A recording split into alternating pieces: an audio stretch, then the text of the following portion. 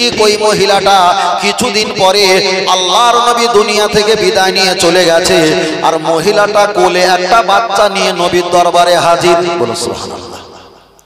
আম্মা জান আয়েশা সিদ্দিকাকে বললেন, আম্মা জান আমি একটা মাছ নিয়ে এসেছি, আমি একটা মুরগি নিয়ে এসেছি, মাছ মারা গেছে, এই মুরগিটাও মারা গেছে। আপনি বলেন মাছেও দেখা যায়, মাছেও রক্ত আছে, গোশতে রক্ত আছে, মাছেও গোশত আছে, গরু মুরগিতে গোশত আছে, মাছেরও জাহান ছিল, মুরগিরও জাহান ছিল। মাছ মারা গেছে, মুরগি মারা গেছে, এখন মাছ ফেলে দেবো না মুরগি খাবো, মুরগি ফেলে দেবো না মাছ খাবো? আপনি বলেন দুটোই তো মারা গেছে, আমি কোনটা খাবো আর কোনটা ফেলে দেবো? আম্মা জান আয়েশা সিদ্দিকা রাদিয়াল্লাহু তাআলা আনহা পর্দার ভিতর দিয়ে বলেছিল, তোমার মাছের আর মুরগি ফতোয়া দেওয়ার আগে তুমি এই ফতোয়াটা নিয়ে বাড়ি যাও। কি ফতোয়া? তোমার কোলে একটা বাচ্চা আছে, এই বাচ্চাটা বেগুনা মাসুম বাচ্চা, কোনো গুনাহ নাই, বেগুনা মাসুম। ওই বাচ্চার কোমরে কিংবা পায়ে চুড়ি দেওয়া আছে, আর চুড়িতে ছোট ছোট ঘোমর আছে। বেগুনা মাসুম বাচ্চা নিজের ইচ্ছা অনিচ্ছায় তোমার কোমরে লাথি মারে, আর ঝুমুর আছে, ঝুম ঝুম ঝুম করে আওয়াজ হয়। তুমি কি জানো না, মা বাইনা বাইতি অমিম্বারিন রওজাতুন মির রিয়াজিল জান্নাহ আও কামা ক্বালা আলাইহিস সালাম। নবী পাকের মসজিদে ইমামতি জায়গা, আল্লাহ নবী দুনিয়াতে বিদায় নেওয়ার জায়গা, দুটো জায়গা হলো জান্নাতের টুকরা। তোমার বাচ্চা ঝুমঝুম করে পা নাড়া দেয়, ঝুমঝুম করে ঘুমর বাজে। আর যেখানে মেশকাতের হাদিসে এসেছে, যেখানে ফজর থেকে নিয়ে আসর, আসর থেকে নিয়ে ফজর ৭০,০০০ ফেরেশতারা তোয়াফ করে, নবীকে দরুদ সালাম পড়ে। ও মহিলা, মাছের আর মুরগি ফতোয়া নেওয়ার আগে এই ফতোয়াটা নিয়ে বাড়ি যাও। তোমার বাচ্চা বেগুনা বাচ্চা বিনা কারণে কিংবা কারণে অজান্তে তোমার গায়ে যখন লাথি মারে আর ঝমঝম করে বাজে, আল্লাহ নবী হাদিসটা বুখারীতে বলেছে, মা কুল্লি দারসিন শয়তানু আও কামা ক্বালা আলাইহিস সালাম। বাদ্যযন্ত্র ব্যবহার করা হারাম, আর যেখানে বাদ্যযন্ত্র ঝমঝমিয়ে আওয়াজ হয় রহমতের ফেরেশতা থাকে না। মহিলা রাসূল পাকের মাজার মুকাদ্দাসের কাছে তোমার বাচ্চা ঝমঝমি বাজিয়ে আর ফেরেশতাকে তাড়িয়ে দেবে, এটা আমি সহ্য করতে পারবো না। তোমার ফতোয়া অন্যদিন নেবে, ওটা পরের ব্যাপার, তবে ঝুমঝুমি পড়া হারাম, এ ফতোয়াটা নিয়ে তুমি বাড়ি যাওয়াটাই ভালো। জোরে বলেন। একটা হাদিসের আপনি একটা হাদিস পড়বেন, ওই হাদিস সম্পর্কে 4টে 5টা 6টা, কখনো 12টা, কখনো 16টা, কখনো 3টে, কখনো 1টা, এক একজন এক একটা ব্যাখ্যা করেছে। তাই আপনি যদি বলেন বড় ভাই যে এইটা হাদিসে নেই, আপনারা বেদাতি কাজ করছেন, আমি বলবো ভাই আপনি চরম ভুল কাজ করছেন। আপনি বলছেন এটা হাদিসে নেই, আপনি বলছেন নেই, কিন্তু যে বলে নেই যতটা খোঁজে আর যে বলে আছে তার চাইতে খোঁজার ভারিত্বটা বেশি না কম? বড় ভাই বুঝতে পারেননি? এখন আপনার টাকা হারিয়ে গেছে, আমি খুঁজছি, আপনি খুঁজছেন, আপনার খোঁজার আমার খোঁজা দুটো কি এক হবে? তাহলে একজন বলছে হুজুর আপনি যে কাজটা করেছেন এই কথাটা, এই হাদিসটা কোনো কোরআন হাদিসে নেই, আপনার বানোয়াট কথা, আপনি পড়েননি, শুনেছেন, বলেছেন। কিন্তু আমি যখন বলছি, আমার বলাটা আপনার বলাটা দুজনের অনেক পার্থক্য আছে না নেই?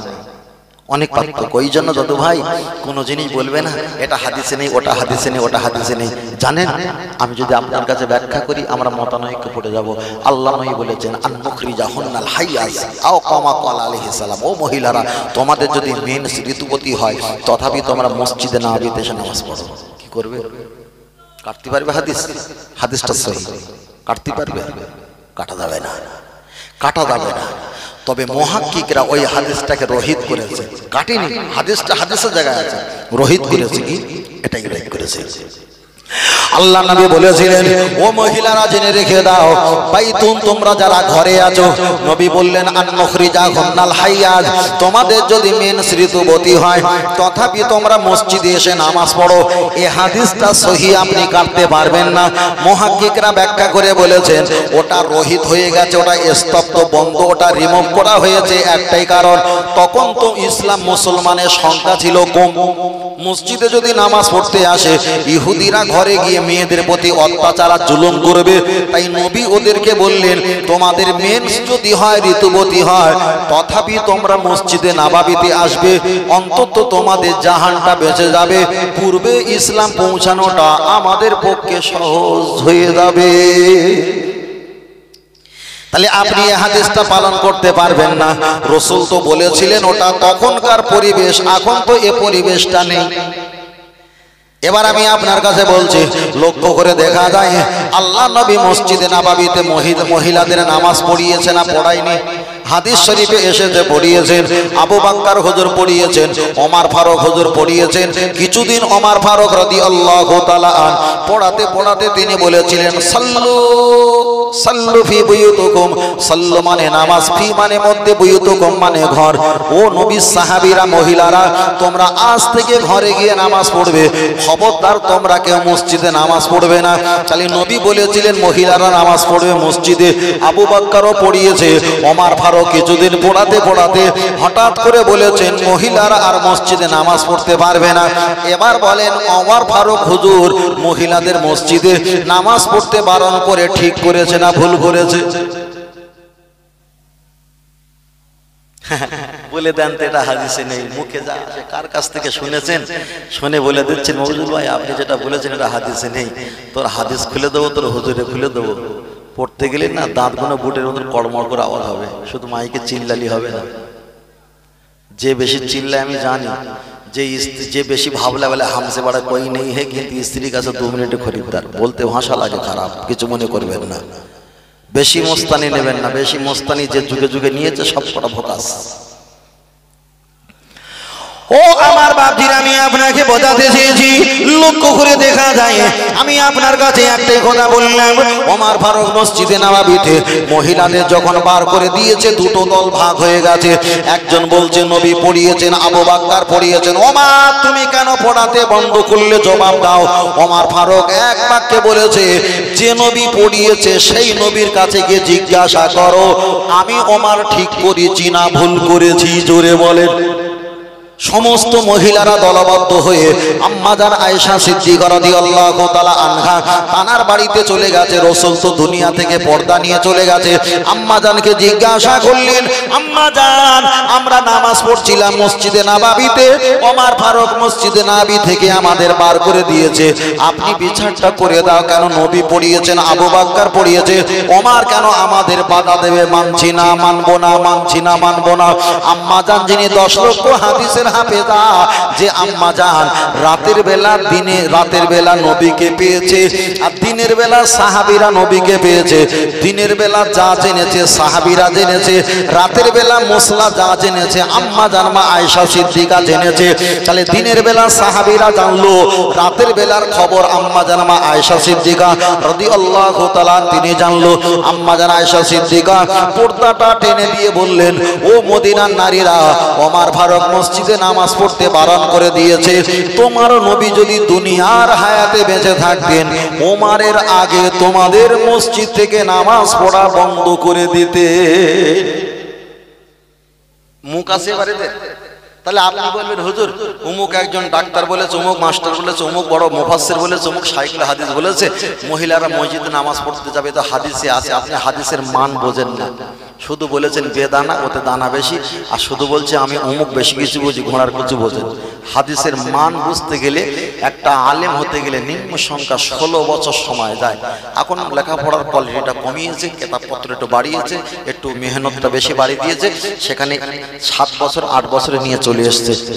এবার বলেন আপনি, আম্মা জান আয়েশা সিদ্দিকা রাদিয়াল্লাহু তাআলা আনহা তিনি বললেন তোমার নবী যদি বেঁচে থাকতেন ওমরের আগে তোমাদের মসজিদে জামাতে নামাজ পড়া বন্ধ করে দিতেন। তাহলে সাহাবারা যদি সত্যবাদী হয় দিনের বেলা নবীকে পেয়েছে, আম্মা জান মা আয়েশা সিদ্দিকাও সত্যবাদী, রাতের বেলা নবীকে পেয়েছে। সাহাবারা দিনের বেলা নবীকে জিজ্ঞেস করেছে, আম্মা জান মা আয়েশা সিদ্দিকা আম্মা রাসূলুল্লাহকে রাতের বেলা জিজ্ঞাসা করেছে। ওরাও হাদিস সম্পর্কে যা জানে তার চাইতে বেশি আম্মা জান মা আয়েশা সিদ্দিকা জানে। আর একটা টিকায় এসেছে, আবু বকর রাদিয়াল্লাহু তাআলা আনহু কোনো ফতোয়া জিজ্ঞাসা করার জন্য আম্মা জানের কাছে এসে বললেন, আমার মেয়ে আয়েশা অমুক ফতোয়াটা কি হবে, পর্দার আঙ্গিনা থেকে বলেছিলেন অমুক ফতোয়া এটা, তাহলে এখানে বোঝা যায় যে আবু বকর হুজুর ওদের চাইতে আম্মাজান আয়েশা সিদ্দিকার হাদিসের জ্ঞানটা আমার নবীকে কাছে পাওয়ার বিনিময়ে আরো বেশি ছিল। জোরে বলেন, আর একটু জোরে হবে না? আমার কথা বুঝতে পারছেন তো ভাই? একদম পরিষ্কার। একে বলা হয় অজানা জিনিস কিন্তু জানা। কারো যদি জানা থাকে একটু স্মরণ বরণ করে নেওয়া, তাই না? একটু দরুদ শরীফ পড়ি। দরুদ শরীফ আল্লাহুম্মা সাল্লি আলা, খুব জোরে, মাশাআল্লাহ, খুব সুন্দর লাগছে। ওয়া আলা আলি সাইয়্যিদিনা,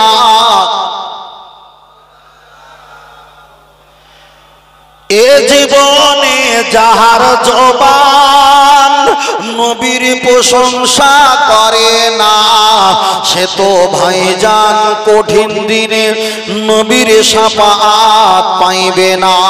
আল্লাহুম্মা, খুব জোরে ছেলেরা পড়ো, হেলে তুলে পড়ো নবীর শান, মাশাআল্লাহ। ওয়া আলা আলি সাইয়্যিদিনা সাল্লাল্লাহু আলাইহি ওয়াসাল্লাম। আমি হয়তো নবী পাকের নাম শুনে একটু চুম্বন খাই নাই, তবে আমি খাওয়ার পক্ষে। আপনি বলবেন হুজুর চুম্বন খাওয়ার হাদিসটা কোথায় আসছে? এখন একটা কথা, একজন বলেছে চুম্বন খাওয়া হাদিসে আছে, আর একজন বলেছে চুম্বন খাওয়া হাদিসে নেই। এখন দুটো আলেমের একটা বহাস হবে, বহাস মানে তর্ক বিতর্ক একটা অনুষ্ঠান করেছে। একজন আলেম বলছে তুমি যাও, তুমিও যাও, কালকের বেলা 10টার সময় এখানে প্রতিবাদ হবে, কে জিততে পারে। আচ্ছা, দুটো আলেম বাড়িতে গেছে, রাতের বেলা দুটো আলেম কি ঘুমাবে? এই কিতাব দেখবে কোথায় চুম্বন খাওয়া না জায়েজ, না জায়েজ। ও কিতাব দেখবে কোথায় চুম্বন খাওয়া জায়েজ। দুজনা এসেছে, আমি জায়েজ না জায়েজ বাদ দিলাম। এখন দুইজনকে দেখে তো ক্যালকুলেটরে হিসাব করা হচ্ছে যে নবীর প্রশংসা বাড়াতে চেয়েছে, সারাটা রাত ধরে ঘুমায়নি, নবীর নামে চুম্বন খাওয়া জায়েজ কোথায় খুঁজেছে। এই ব্যক্তিটা নবীর পক্ষে না বিপক্ষে? নবীর পক্ষে তো, নবীর পক্ষে। আর যে ব্যক্তিটা বলেছে চুম্বন খাওয়া যাবে না, আমি বলছি না যে কোরআন হাদিসে আছে কি নাই পরে ব্যাপার, যে বলেছে চুম্বন খাওয়া যাবে না সারাটা রাত ধরে কিতাব পড়েছে। আচ্ছা, এই নবীটা, এই ব্যক্তিটা নবীর মর্যাদা বাড়ানোর পক্ষে না বিপক্ষে? বিপক্ষে। এখন জায়েজ কি না জায়েজ পরের ব্যাপার, পরের ব্যাপার। তাহলে পক্ষে আর বিপক্ষে এখানে পাওয়া গেছে তো। এই তো লা ইয়াবকা মিনাল ইসলামি ইল্লা ইসমু, নামে শুধু মুসলমান, হুজুর লম্বা জামা পরে ঠাং করে দাঁড়িয়ে আছে, নামে মুসলমান কিন্তু ভিতরে একটা ঈমান নেই। পরিষ্কার, পুরো পরিষ্কার। তর্ক বিতর্ক কিছু করার দরকার নেই। আমি যখন প্রথম আসামে গিয়েছিলাম, অনেকবার গেছি, আসামে গিয়েছি, এক সাইকুল হাদিস, বাংলাদেশের মতো সিস্টেম, আমাদের ইন্ডিয়া কি সিস্টেম, কোনো বক্তা হুজুর ওয়াজ করলে আমরা পালিয়ে যাই, যে ভাই আপনি বসেন আমি পালাই, এটা আমাদের একটা সিস্টেম। কিন্তু বাংলাদেশের সিস্টেম আধা ঘন্টা বসে, ওটা আসামে ওরকম সিস্টেম আছে। ওয়াজ করবে, ওয়াজ করার পরে উনি ওয়াজ করে নেমে গেছে, উনি যে চলে যাবে, যাবে না, উনি আধা ঘন্টা এখানে বসে থাকবে। এটা একটা ওদের একটা সিলেবাস, তা ভালো। তাই সাইকুল হাদিস, সাইকুল হাদিস মানে কি বিশাল হাদিসের পাণ্ডুলিপি। তো উনি ওয়াজ করেছে, আমি আগত কিন্তু মোটা হয়ে গেছিলাম, খুব পাতলা, আরো গার রংটা কালো ছিল, আর 3-4 দিন রাত জায়গা ময়লাও, আলহামদুলিল্লাহ জামা বিরাট পরিষ্কার ছিল। তা আমি গিয়েছি, উনি যখন বসে আছে, তা বসে থাকুক, আমি হাদিস পড়ি। আমি হাদিস পড়ছি, এখন পড়তে পড়তে ওনার যে মশলা দিয়েছিল দাদু ভাই, ওই মশলার এগেনস্টে আমার একটা ফতোয়া পড়েছে, আর একদম লোকের সামনে আমাকে, মহাশয় আপনি ঠিক করে বলেন। আলে ঠিক করে আমি বলবো না, আবু বকর বলেছেন আত্তাফি হালালুন, পানিতে মরে যাওয়া মাছ খাওয়া জায়েজ। আবু বকর হুজুরের বড় জামাই, রাসূল পাক যাকে বিয়ে করেছিল, তার স্ত্রী, তার বোন আম্মাজান আসমা, যিনি 10 বছরের বড়, তিনি, তার স্বামী হলো জুবাইর ইবনে আওয়াম, উনি বলেছেন ওমা তাফা ফালা তাকুলু, পানিতে মরে যাওয়া মাছ খাওয়া হারাম। আবু বকর বলেছে জায়েজ, নবী দোহাই দিয়েছে। আর জুবাইর ইবনে আওয়াম তিনি বলেছে পানিতে মরে যাওয়া মাছ খাওয়া হারাম, তিনিও নবী দোহাই দিয়েছে। আমি ঠিক করবো মানে কি? আমাদের সে পূর্বপুরুষেরা তারা ঠিক করি না, আমি ঠিক করবো কি? বেশ ওনার সঙ্গে 3-4 মিনিট 7 মিনিট ঠেলাঠেলি হতে হতে আমি যখন 3-4টে হাদিস পড়েছি, উনি আর একটা পড়তে পারলাম না। আমি বললাম কি নামে করে বিক্রি হচ্ছিল নাকি? আমি 5টা হাদিস পড়েছি আপনার এগেনস্টে, এক্ষুনি 3 মিনিটে কথা বলতে বলতে 5টা হাদিস, 3 মিনিটের ভিতরে 5টা হাদিস পড়েছি ওনার এগেনস্টে। তা আপনি একটা হাদিস পড়ে আমার এগেনস্টে বলেন? তা বলছে না, আমি পরে বলছি, আপনি কামরাতে আসেন। তাহলে তখন তো চলে গেলেই হতো, এখন যাওয়ার দরকার কি? আরও বসে থাকেন, আরো বসে থাকেন, হয় সারবে না সরবে। ওই জন্য বলছি আমাদের সমাজের আলেমগুলো 10টা আলেম যারা আমরা অজনসিয়ত করি, তার ভিতরে 8 জন মাওলানা না।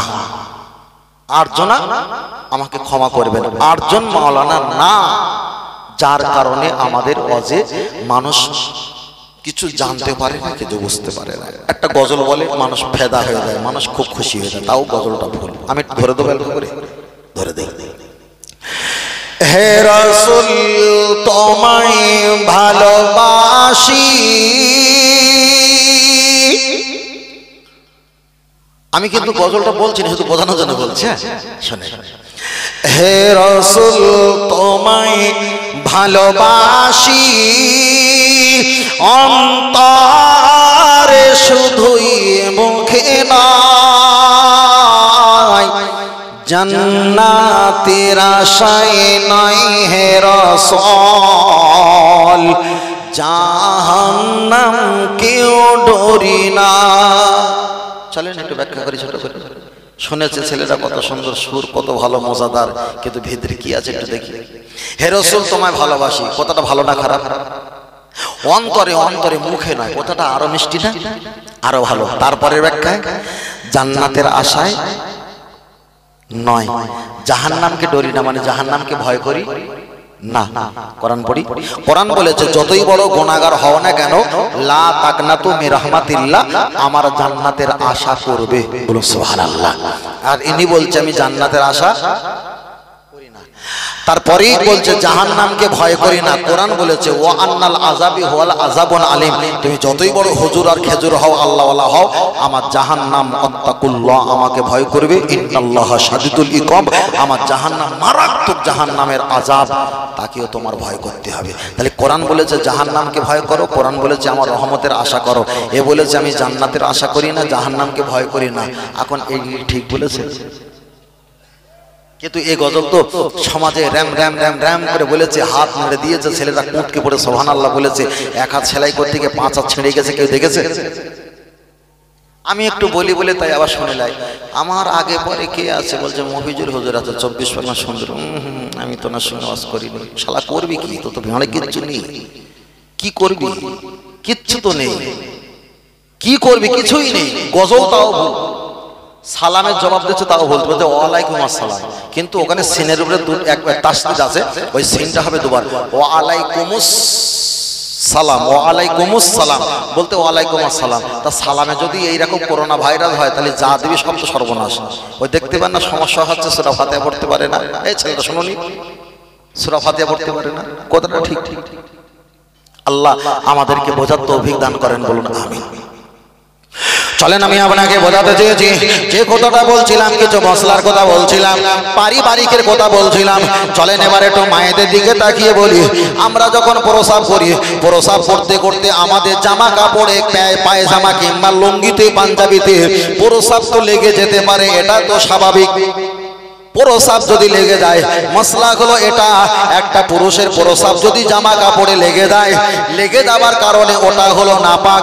আবার অনেক মায়েরা, ওরা বড় মুফতি, ওরা ফতোয়া দেয়, ছোট বাচ্চা প্রসাব করেছে, আব্বা তুমি নামাজ পড়ো, অসুবিধা নেই, মানে ছোট বাচ্চার প্রসাবটা আতরের মতো খুশবু। এটাই মিথ্যা কথা। আল্লাহ নবী বলেছেন তোমাদের প্রসাবটা আর পায়খানাটা এটা হলো নাজাসাতে খফিফা, ছোট ছোট নাপাক, আর নাজাসাতে গলিজা, স্বামী স্ত্রী মিলনের পর যেটা গোসল ফরজ হয় ওটাই হলো বড় নাপাক, আর এগুলো হলো ছোট নাপাক। তাহলে নাপাক তো ছোট হোক, সেটাও তো নাপাক।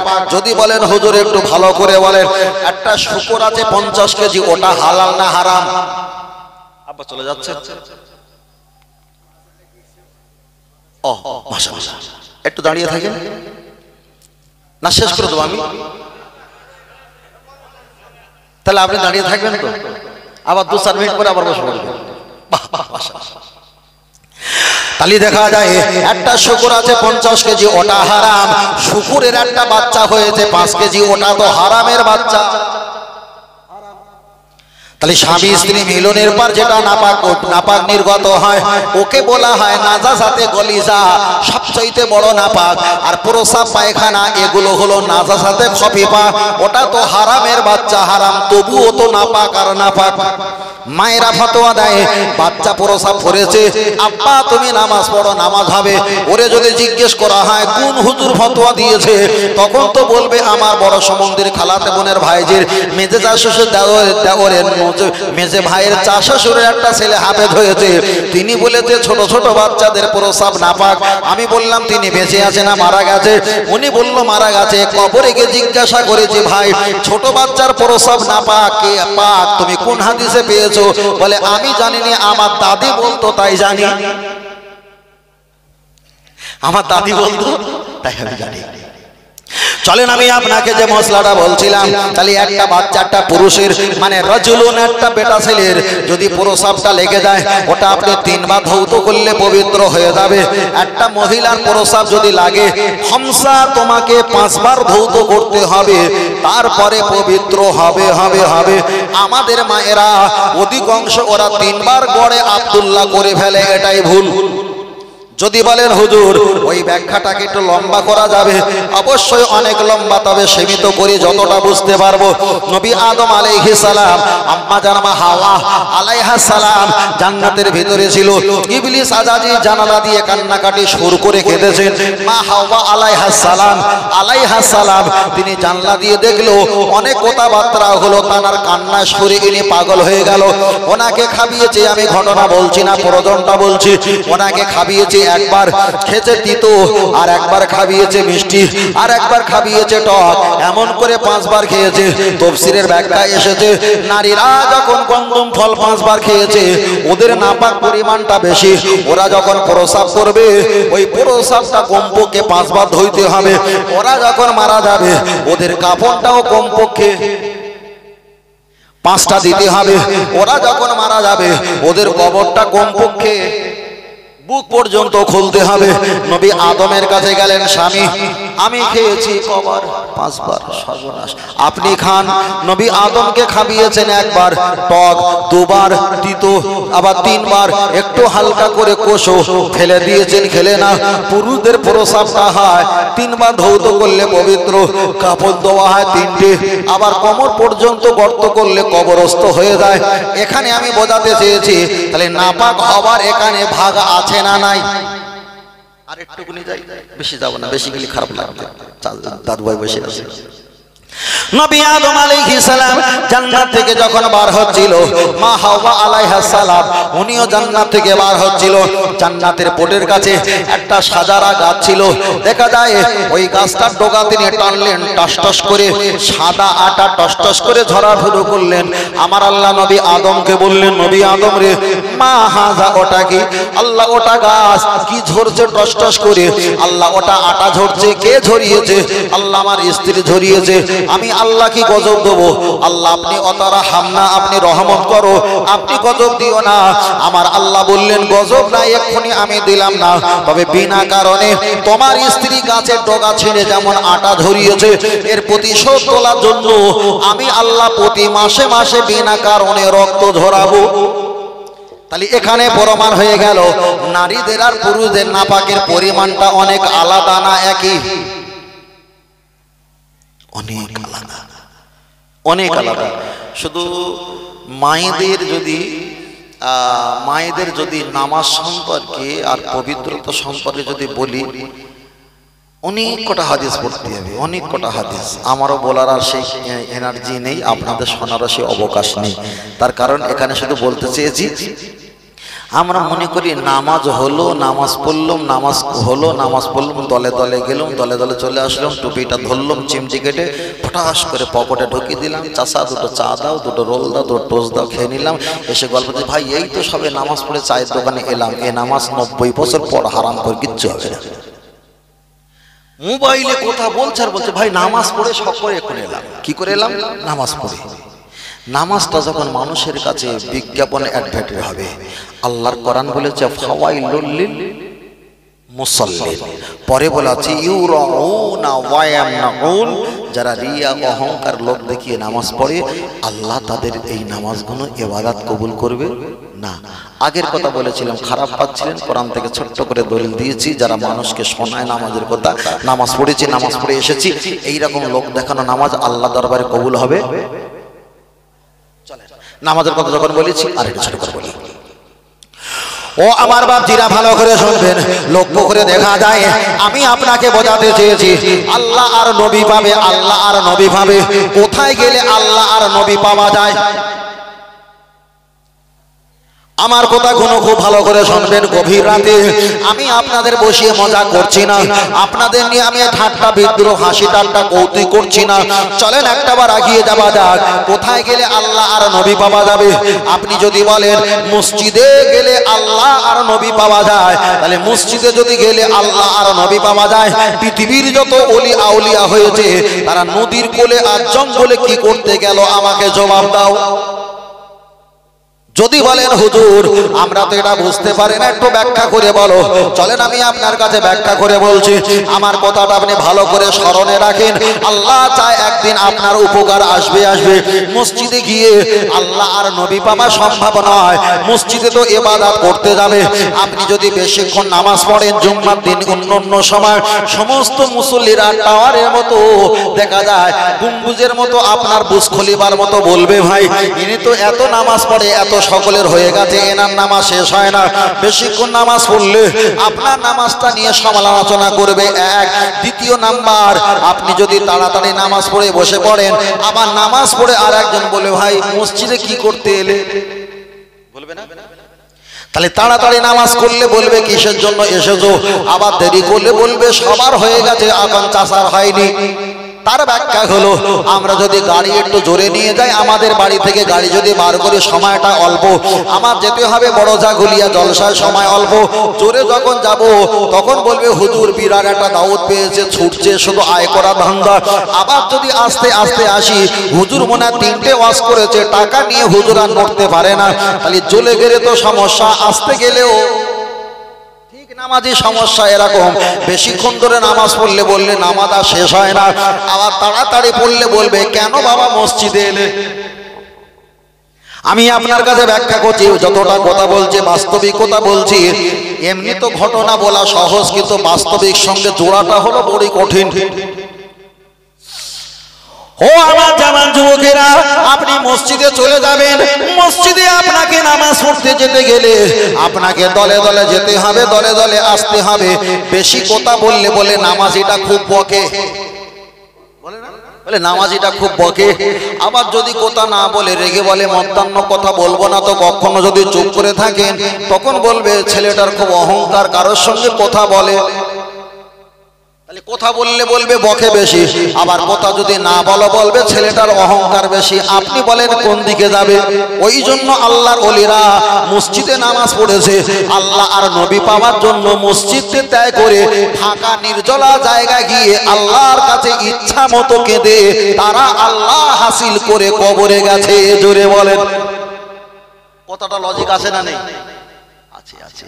মসজিদে বেশি নামাজ পড়লেও তোর বাপের কারেন্ট পাকা চালিয়ে নামাজ পড়ছো সারা রাত ধরে, কি হবে? আপনি যদি বলেন হুজুর আমি ঘরের বারান্দায় নামাজ পড়বো, মসজিদে গেলে সমস্যা, আপনি ঘরের বারান্দায় নামাজ পড়বেন ভালো দাদু ভাই, তবে আমার হিসাবটা নিয়ে যাও। আপনি ঘরের বারান্দায় নামাজ পড়বেন, আমাদের ঘরের বারান্দা হয় 6 ফুট 7 ফুট কিংবা 7.5 ফুট। আপনি যখন নামাজ পড়বেন, একদিকে আপনার 2-3টে নাতি চিল্লাচিল্লি করে, একদিকে বৌমা ছেলে মেয়ে বি বাচ্চা, সংসারে হাঁড়ি কুড়ি থালা বাটি ঘটি বাটি এতগুলো টং টং সংসারে আওয়াজ হয়, এতগুলো আওয়াজ কানে নিয়ে ইলা শাহামাতে উদুনাইহি তাহারিমা বেদে, আর অতগুলো আওয়াজ কানে নিয়ে আল্লাহ আর নবী পাওয়া কি সম্ভব হয়? তৃতীয় নাম্বার, আগে চলে যাও। আপনি যদি বলেন হুজুর আমি ঘরের ভিতরে নামাজ পড়বো, ঘরের ভিতরে নামাজ পড়বো, তবে হিসাবটা একটু নিয়ে না পড়ো, তবে হিসাবটা নাও। আমাদের অধিকাংশ ঘর করা হয় 8/8, একটু বেশি করলে 8/10, আর একটু বেশি করলে 10/12। এখন আপনি কামরাতে নামাজ পড়ছেন, একটা যদি খাট আলনা আলমারি শোকেস আর একটা টেবিল যদি রাখা হয়, সরু একটা গলি হয়, ওখানে যদি ভালো করে হাত পা খেলিয়ে নামাজ পড়েন, মাথায় আলমারি একটা টুকুস করে ধাক্কা দেবে, পিছনের খাট একটা চাটি মেরে ধাক্কা দেবে। দুই দিকের ধাক্কা নিয়ে আল্লাহ আর নবী পাওয়া কি সম্ভব? যারাই বলে মসজিদে গেলে বাড়িতে নামাজ পড়লে আল্লাহ পাওয়া যাবে, আমি বলছি নামাজ পৃথিবীর সর্ব জায়গায় পড়ো, আমি খারাপ বলছি না। আমার বিরুদ্ধে এগেনস্টে ফতোয়া দিও না যে মসজিদে নামাজ পড়া হারাম বলেছে। না না, আপনি নামাজ পড়ো, তবে মসজিদের সিস্টেম হলো দলে দলে যেতে হবে, দলে দলে। আপনি একা হয়ে গেলে তখন বলবে ও তার কাটা ওগুলো না, ও সে কিছু বোঝে না, কি করে কি যায় আসে না, কেটে যাবে। আমি প্রথম থেকে এই পর্যন্ত যা বলছি বাস্তবের সঙ্গে মেলাচ্ছি না, মেলাই না। ফের বলছি আল্লাহ আর নবী পাবি কোথায়? আমি ফের বলছি আমি কিছু জানি না, আমি একজন তরিকতের ছাত্র। এক একটা সিস্টেম আপনি হাজার কেতাব পড়ে পাবেন না। যারা আল্লাহ আর নবী পেয়েছে তাদের সঙ্গে সম্পর্ক রাখলে আল্লাহ আর নবী পাওয়া সহজ উপায় পেয়ে যাবেন। চলি বলে কে বলেছে? যে যা চিল্লাক না, যে যা চিল্লায়। আমরা বেঁচে আছি তাই আমাদের বেদাতি বলো গালাগালি দাও, আমাদের হুজুরদের গালাগালি দাও। কাটা মুরগি 150 টাকা, আর জীবিত মুরগি 100 টাকা। তা আমরা বেঁচে আছি বলে 100 টাকা, মরে গেলে 150 টাকা হবো। কত বোঝাতে পারিনি? বেঁচে আছি 100 টাকা, ভণ্ড মাজার পূজারি কত কি বলছো বলো, কিন্তু মরে গেলে 150 টাকা, এটা বিশ্বাস।